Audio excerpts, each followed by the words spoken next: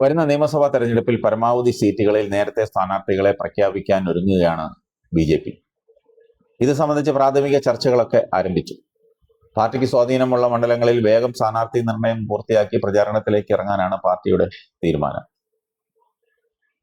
കഴിഞ്ഞ തെരഞ്ഞെടുപ്പിൽ നേമം ഉൾപ്പെടെ 9 മണ്ഡലങ്ങളിൽ BJP രണ്ടാമതെത്തിയിരുന്നു. 5ഇടത്ത് 50,000-ലേറെ വോട്ട് നേടി. നേമത്ത് മത്സരിക്കുമെന്ന് സംസ്ഥാന അധ്യക്ഷൻ രാജീവ് ചന്ദ്രശേഖർ തന്നെ പ്രഖ്യാപിച്ചിട്ടുണ്ട്.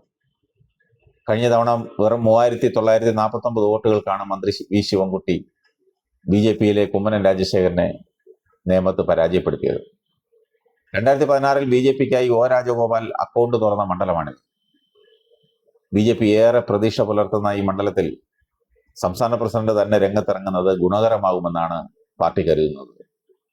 എന്നാൽ ഇതിന് അന്തിമ അംഗീകാരം നൽകേണ്ടത് കേന്ദ്ര നേതൃത്വമാണ്. കഴക്കൂട്ടത്ത് മുൻ കേന്ദ്രമന്ത്രി വി മുരളീധരന്റെ പേരാണ് ഉയർന്നു കേൾക്കുന്നത്.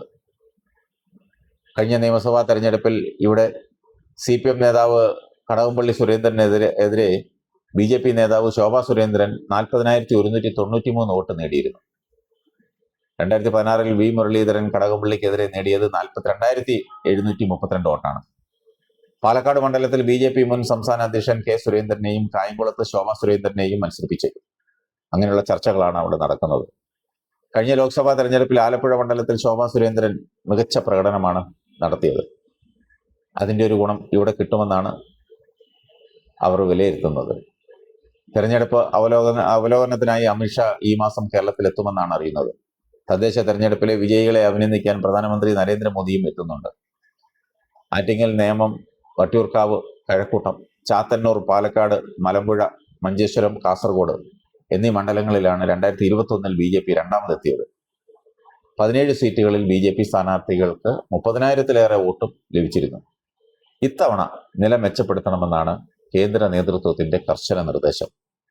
കാത്തിരുന്ന് കാണാം എത്ര മണ്ഡലങ്ങളിൽ അവർ വിജയിക്കുമെന്നും എത്ര മണ്ഡലങ്ങളിൽ വോട്ട് ശതമാനം കൂടുമെന്നും.